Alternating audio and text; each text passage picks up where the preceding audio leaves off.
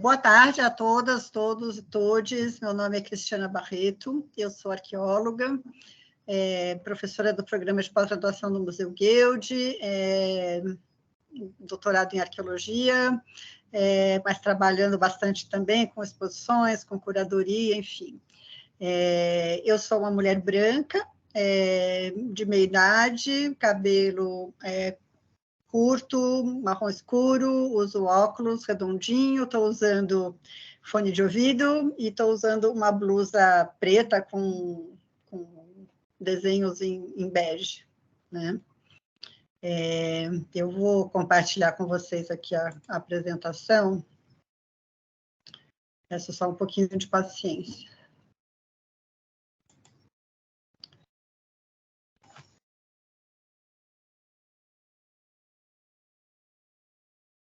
Vocês podem me dizer se está aparecendo? Sim. Tá sim. Bom, então, como a Tainara já apresentou, nosso grupo de debate 2, ele tratou desse tema, bens culturalmente sensíveis na prática arqueológica, e eu vou apresentar aqui para vocês hoje uma síntese dos debates no âmbito do fórum, né, e os debates foram coordenados por mim, pela Tainara, pela Priscila e pela Valderez, né, e muitos participantes de várias partes do Brasil e até de fora do Brasil, aos quais a gente agradece desde já, né. Quando nós começamos a trabalhar esse tema, nós percebemos que ele era um grande emaranhado, né, de termos, de conceitos, de implicações para as práticas arqueológicas. Então, nós organizamos um pouco o nosso debate em 6 temas, que foram os temas dos nossos 6 encontros, né? Eles estão numerados aqui de 1 a 6, o primeiro é o que são bens culturalmente sensíveis, né? Um debate mais conceitual, terminológico, que é muito permeado pelos debates com a pesquisa sobre remanescentes humanos. Então, nosso segundo tema foi logo trabalho com remanescentes humanos.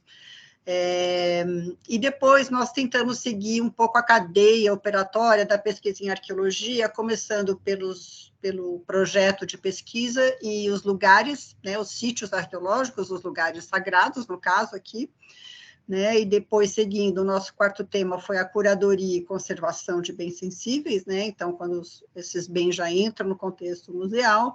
O quinto tema foi extroversão e educação com bens sensíveis, e o sexto, sobre dados arqueológicos digitais sensíveis, né. Então, o que a gente vai apresentar aqui hoje é um pouco resumo, bem resumido mesmo, mas a gente propôs, e ainda estamos trabalhando nisso, como produto do nosso GD, um texto com todos os pontos e recomendações discutidos, e também uma bibliografia especializada, né? Nós percebemos que existe muito pouca coisa em português sobre esse tema, e apesar de esse tema ser bastante trabalhado em artigos científicos, acadêmicos em inglês, muitas vezes diz respeito a realidades que não são muito as nossas realidades, né? Tem bastante coisa dos nossos colegas latino-americanos, e nós estamos, então, organizando uma bibliografia com, assim, os textos mais importantes para cada um desses temas e depois uma sessão mais geral, né? Então, em breve, a gente vai estar disponibilizando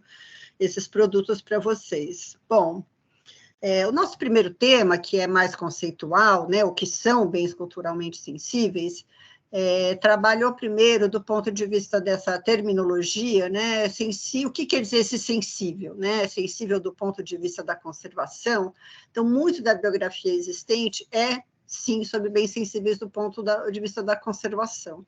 E porque ela é muito centrada em remanescentes humanos, há uma certa ambiguidade, né? Remanescentes humanos são ossos, são frágeis, mas também são sensíveis do ponto de vista cultural e simbólico, né? Então, e existe uma série de outros bens sensíveis do ponto de vista cultural e simbólico que necessitam de cuidados especiais, não só de conservação. Então, de cara, eu acho que a gente tem que deixar muito claro, separar essa sensibilidade da fragilidade da conservação da sensibilidade do ponto de vista cultural simbólico, né? E muitas vezes elas se entrecruzam.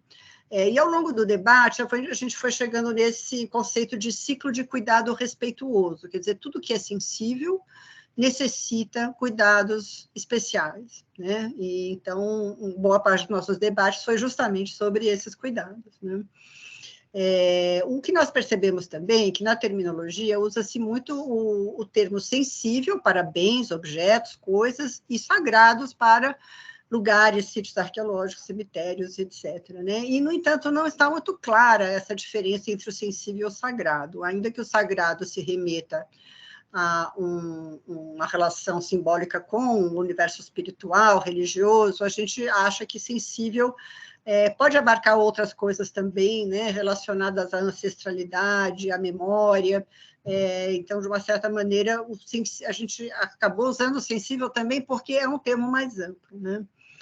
A outra coisa que a gente observou é que nesse universo se fala muito de objetos sensíveis, né?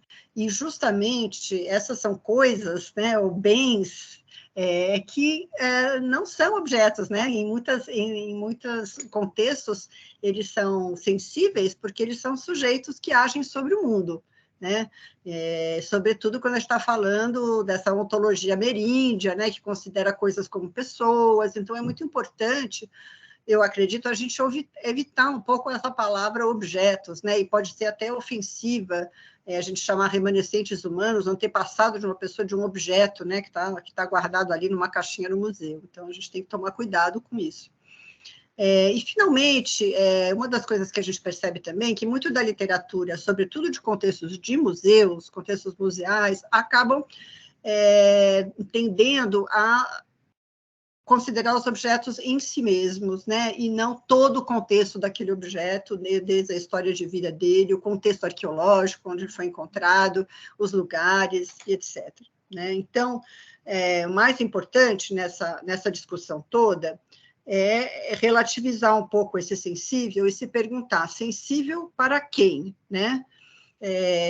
A gente sabe que a arqueologia é uma ciência que saiu do colonialismo, né, e que muitas vezes ditou, né, o que estaria dentro dos museus e como mostrar essas coisas, mas agora que a gente está tendo a oportunidade de virar um pouco essa chave, de tornar a arqueologia uma prática mais interdisciplinar, transdisciplinar e colaborativa, né, a gente tem que incluir também as perspectivas dos povos herdeiros, das comunidades locais, enfim, aquelas pessoas para quem esses bens realmente afetam as suas vidas e suas histórias de vida. Então, alguns cuidados conceituais que a gente chegou à conclusão nesse primeiro encontro é que, primeiro, precisa ampliar o conceito de bens sensíveis para além dos remanescentes humanos e bens com fragilidade de conservação, né, de forma a contemplar toda a simbologia que um objeto sensível pode carregar em si, né? Em um tema em que tudo é sensível, é muito importante também identificar todos os agentes envolvidos e dar lugar à multivocalidade, no sentido de que o que é sensível para um grupo pode não ser sensível para o outro, né? Então, é preciso ouvir e identificar, e, sobretudo, como não há uma definição única do que é sensível, é muito importante nomear e explicitar todos os termos, né, com a comunidade com a qual a gente está trabalhando, definir mesmo, né, o que para eles são sensíveis, por quê, quais bens estão envolvidos, quais contextos estão envolvidos, assim como para nós, que tendemos a usar uma linguagem mais técnica também, né. Enfim, em um tema que separa o sensível e o sagrado do que não é muito importante, então, começar a mapear as implicações em termos desse cuidado respeituoso para sua salvaguarda e extroversão nessa nova chave de uma arqueologia mais atenta para os significados desses bens. Bom, nosso segundo encontro foi bem isso. Ok, vamos falar de remanescentes humanos, porque eles ocupam um lugar enorme, né? Ele é o grande elefante na sala aí desse debate. Então, a gente dedicou um dia de debate só a isso, e foi muito interessante, porque, de cara, né, ficou muito claro que são bem sensíveis, remanescentes humanos são sensíveis do ponto de vista da conservação, mas que isso não pode escamotear a sensibilidade cultural da relação dos vivos com a morte, né, sobretudo porque eles trazem em si a construção de pessoas, de antepassados, né? A arqueologia é uma disciplina um pouco estranha, na medida em que ela coloca os remanescentes humanos no mesmo saco que todos os outros vestígios arqueológicos, né? Só que nós estamos falando não de vestígios, mas de pessoas.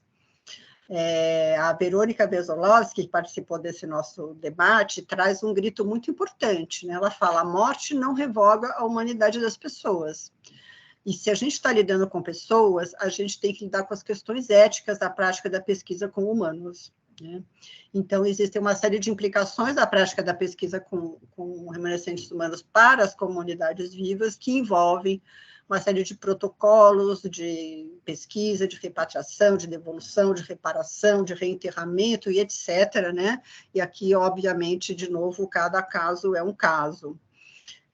Mas ela também nos levantou a questão de que quase todas as outras disciplinas e ciências que trabalham com pessoas e com cadáveres, com pessoas mortas, estão aderindo a uma legislação que regula isso do ponto de vista ético, né, e, sobretudo, de uma ética deontológica, que considera outros tipos de conhecimento, né? Então, campos como a bioética, a biologia, ciências da saúde, tem uma legislação já própria para isso, né? Na arqueologia, a gente está muito longe disso, e a gente precisa começar a dialogar um pouco com esses códigos de ética para pesquisas com pessoas mortas e, portanto, também com seus herdeiros, com as pessoas vivas, né?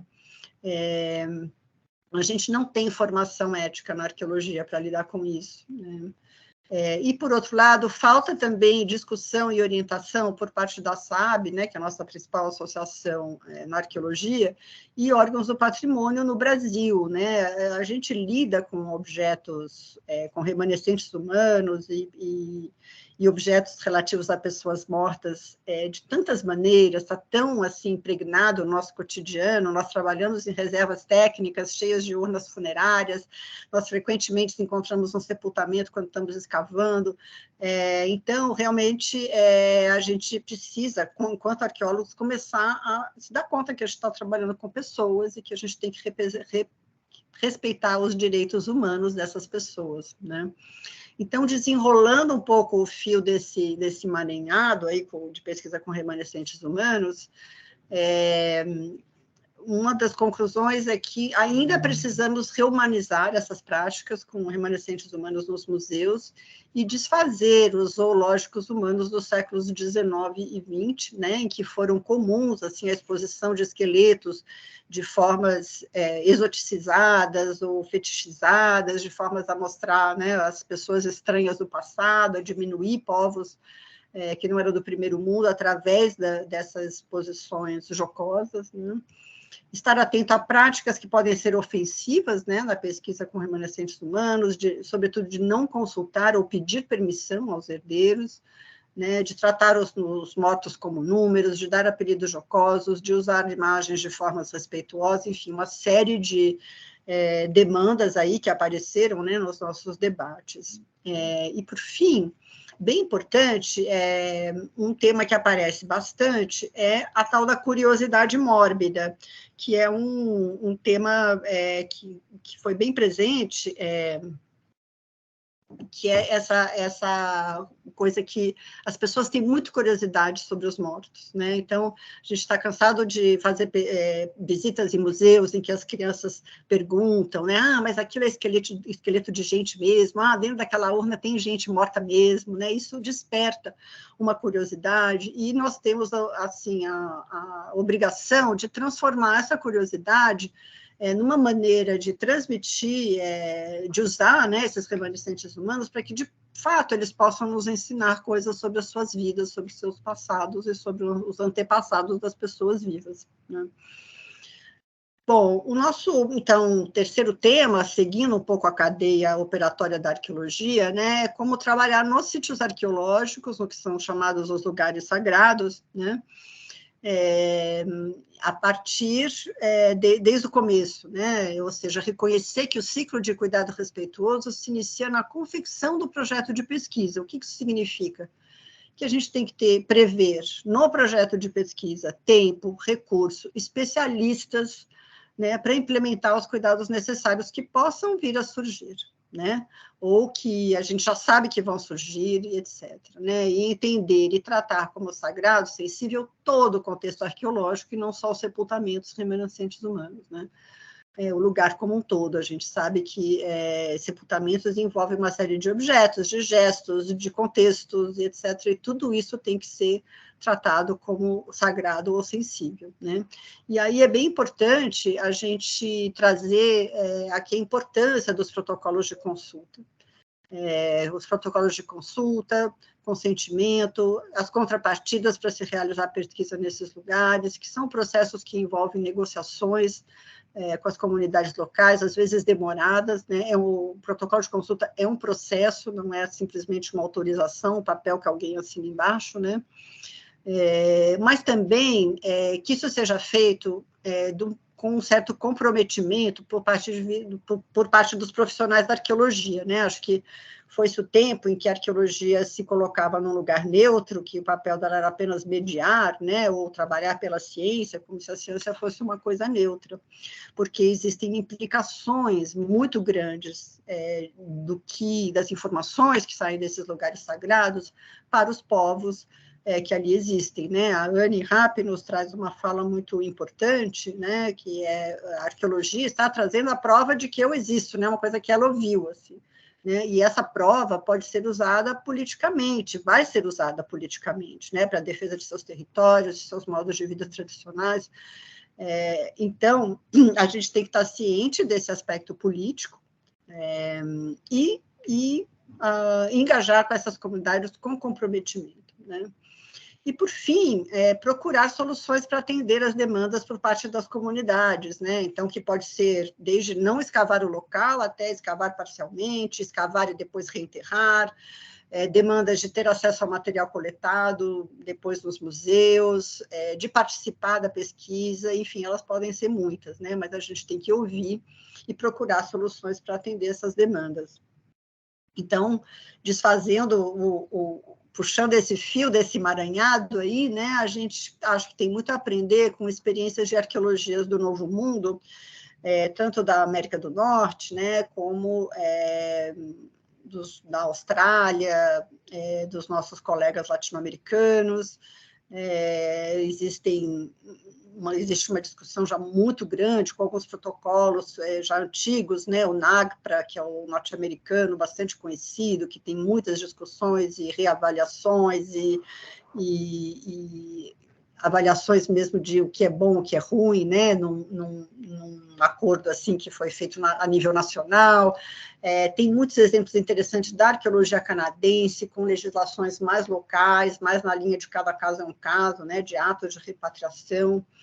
E, sobretudo, na Argentina e no Chile, existem vários exemplos de cogestão de lugares e de acervos sensíveis, com a criação de espaços de confiança, de espaços neutros, enquanto a negociação está sendo feita, né, de espaços de segurança, de processos de restituição, de reparação, etc. Né? Eu estou bem contente que amanhã nós vamos ouvir a Patrícia Ayala e a Maria Ender, porque acho que elas vão trazer um pouco dessa pesquisa que elas têm estado à frente, né, nesse tema.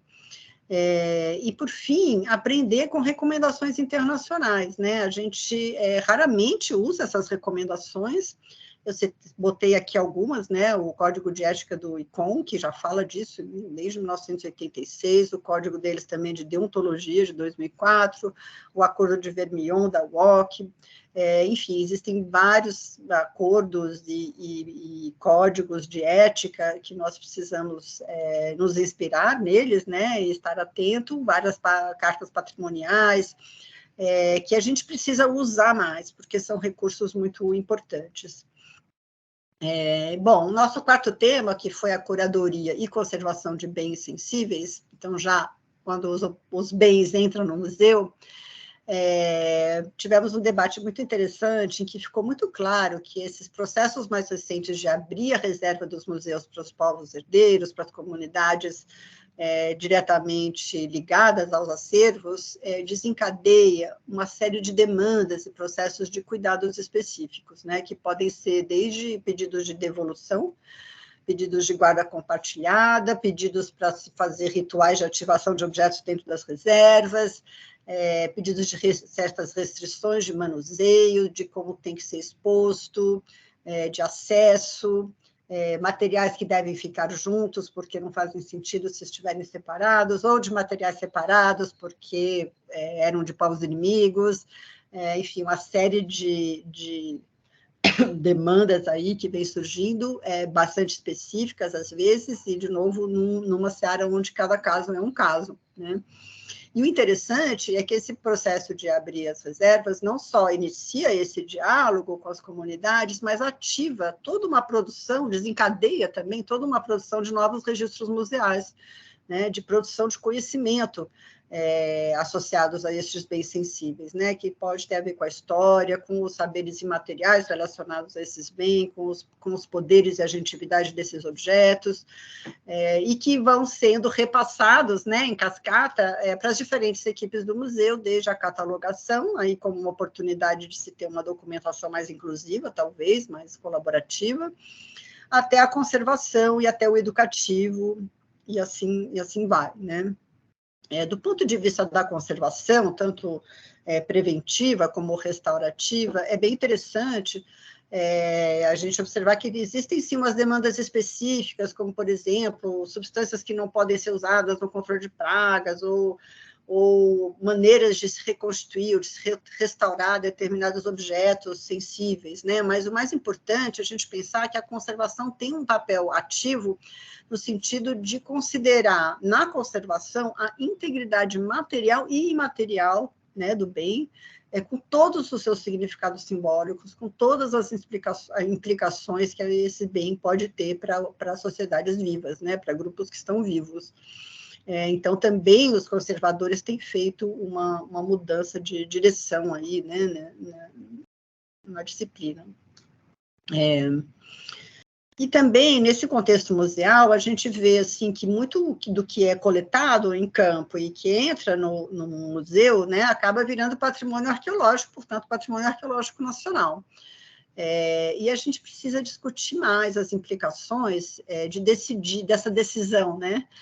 As implicações de curadoria e gestão compartilhada de acervos e de objetos sensíveis, né? Porque muitos desses acervos, dessas coisas, desses objetos, muitas vezes foram feitos para não serem vistos, para continuarem enterrados ou para serem destruídos após o uso, né? E uma vez que ele entra no museu, ele vai ser meio que entrar numa via aí, né, de conservação, de salvaguarda, às vezes até eternamente, né? E o cuidado respeituoso exige pensar também essas coleções com diferentes camadas de acesso, né, de quem pode ter acesso, quem pode ver, quem pode tocar, quem pode salvaguardar, e também quem pode descartar esses objetos, né, a quem a eles pertencem, né.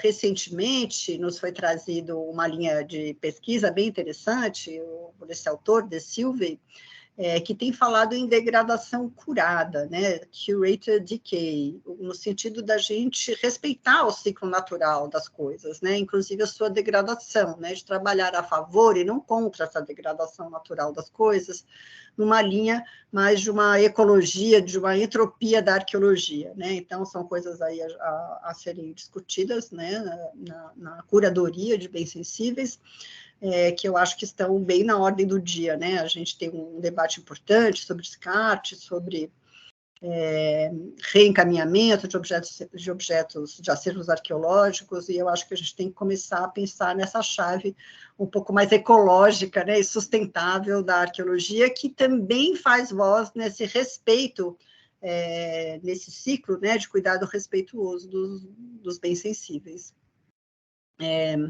Tivemos um debate específico sobre extroversão e educação com bens sensíveis, né? Em museus. Bens sensíveis levantam a questão de qual discurso construir sobre as suas agências, sobre poderes, sobre regimes de visibilidade e acesso numa exposição, né? Muitas vezes a gente tem conflitos importantes entre a narrativa da ciência ocidental e as narrativas indígenas, ou afrodiaspóricas, ou narrativas de diferentes perspectivas de gênero. Então, o esforço que a gente tem que fazer é de transformar o museu num espaço de encontro dessas narrativas, né, em que a gente possa usufruir o máximo possível do potencial desses acervos, né. Bem sensíveis são também gatilhos para várias experiências, né, em geral ativadores de memória, e podem ser ativadores de memória de experiências boas e experiências ruins, né, a questão da morte, a questão de como lidar com a morte é uma questão que sempre vem à tona, né, nesses contextos de exposição e de curiosidade mórbida, sobretudo com crianças, né, eu já falei aqui, e a gente tem que aprender, então, como tirar, né, uma experiência produtiva, né, desses ativadores de memória e dessas ativadores de curiosidade também, né. Por fim, uma coisa da qual a gente vem falando muito é o uso de réplicas em exposições e atividades educativas, no sentido de poupar os objetos originais, mas também de poupar os objetos sensíveis, né? Não expô-los. Então, por exemplo, existem museus agora que estão expondo só réplicas de urnas funerárias e não as originais. Isso é um debate que a gente tem que fazer também, agora com, né, essas tecnologias 3D e muitas réplicas sendo feitas de uma maneira mais fácil, a gente precisa entender, né, se de fato o uso de réplica é um uso mais respeituoso, né, desses bens. Podem substituir, né, os originais em todos os seus aspectos, de uma certa maneira atendem a algumas demandas educativas, mas podem não ter o mesmo poder que originais, né? Então, é uma coisa que a gente tem que discutir, porque acredito que esse é um caminho que vem aí pela frente, né? Esse uso de réplicas cada vez maior. Por fim, e bem importante, é a discussão que nós tivemos sobre dados digitais sensíveis, que a Priscila Huguin aqui nos apresentou, né? É especialista no assunto.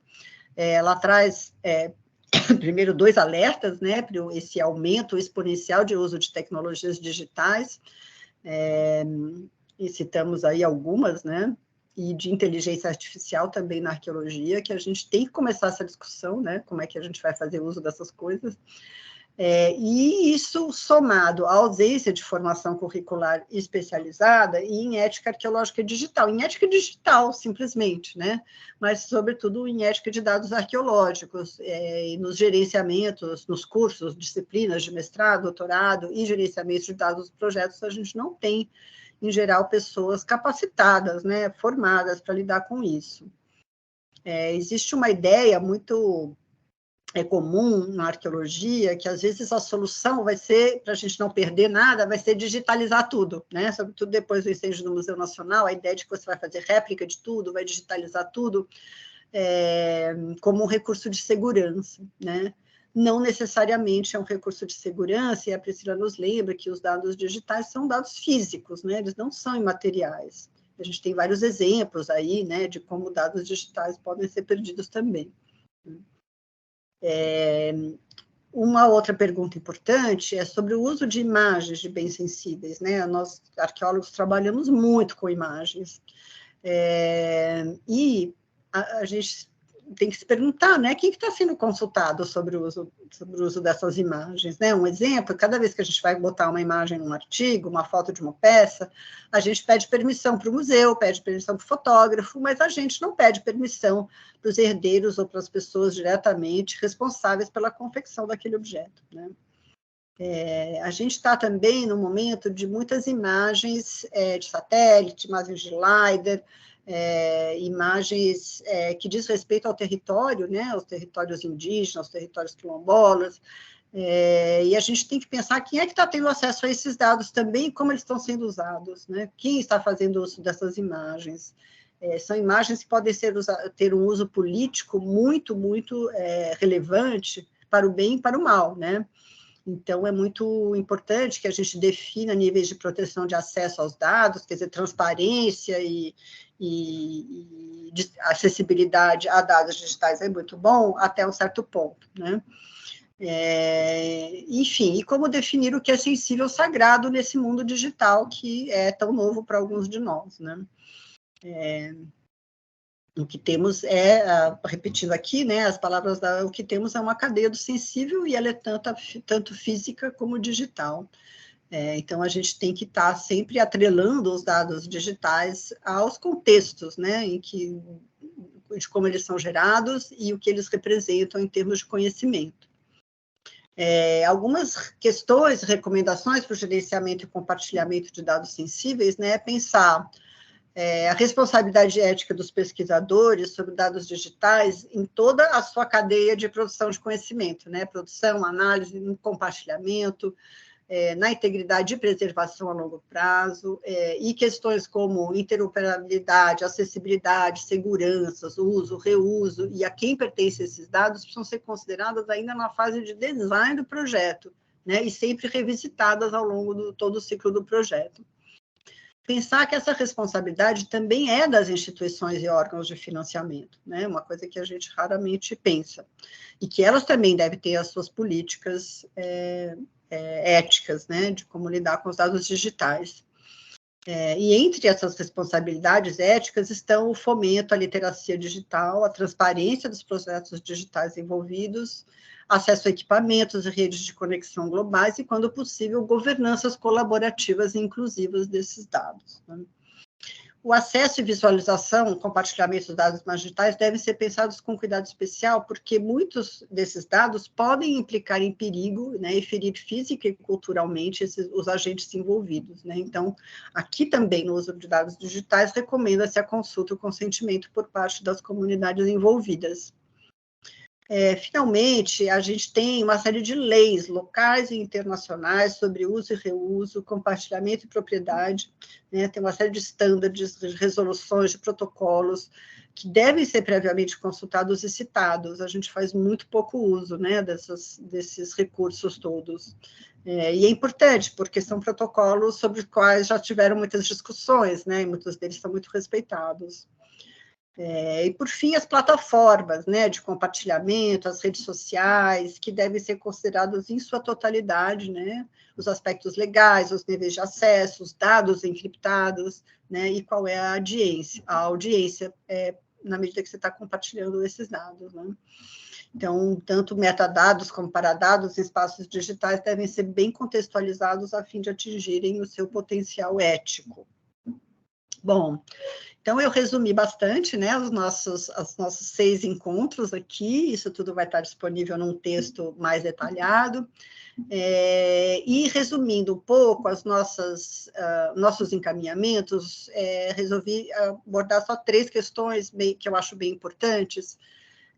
Uma que, apesar de, no nosso debate, ter sido muito constante, né, a frase não tem receita de bolo, cada caso é um caso, né, tem muitas questões e poucas respostas, a gente saiu dessa experiência com um consenso de que é necessário ampliar o debate no âmbito da comunidade arqueológica para a gente propor protocolos e recomendações, ainda que genéricos, né?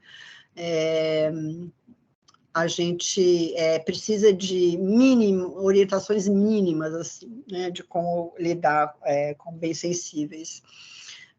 A SAB e sua comissão de ética, nós propomos, né, que eles façam uma revisão e um detalhamento do tema no seu código de ética. Atualmente, o artigo 2.9, que é o único que contempla essas questões, fala que as associadas e associados da SAB devem respeitar as demandas relativas a materiais e lugares considerados sagrados por qualquer coletivo envolvido, afetado pela pesquisa arqueológica. Isso é bom, mas não é o suficiente, né? É preciso considerar como fazer, quais protocolos a seguir, quais as legislações que nós devemos respeitar, que podem nos amparar, né, com esses cuidados todos que devem ser tomados. E, por fim, eu acho que o mais gritante de tudo é a necessidade da gente incluir formação específica em ética na prática de pesquisa arqueológica, em todos os níveis da formação dos arqueólogos, museólogos, conservadores, educadores, né, que da graduação à pós-graduação, que cubra a legislação, as recomendações vigentes e as várias perspectivas decoloniais de pesquisa e gestão de acervos que vêm surgindo, né? Hoje em dia, as pessoas saem da faculdade com um diploma de arqueólogo, mas elas são completamente analfabetas nessas questões de ética, né? Então, eu acho que essa é a medida mais urgente que precisa ser tomada aí em relação a esse tema dos bens sensíveis. Por fim, eu deixei meio que voando aí à direita algumas palavrinhas, repatriação, devolução, reparação, compensação, porque essas são palavras e são temas que meio que vazam, né, que permeiam todas essas questões que a gente discutiu, né, e é um tema que existe muita ambiguidade nesses termos, muita desinformação, e que eu acho que talvez, estou propondo aqui, isso eu, né, não o grupo de pesquisa, o grupo de debate, que talvez essa deve ser a nossa próxima frente aqui no GT Acervos, né. Então, é isso, gente, eu queria agradecer muito os convidados especiais que nós tivemos, né, nos vários encontros, a organização do 6º Fórum, especialmente a Melian e a Tereza, né, o GT Acervos da SAB e a REMAI no geral.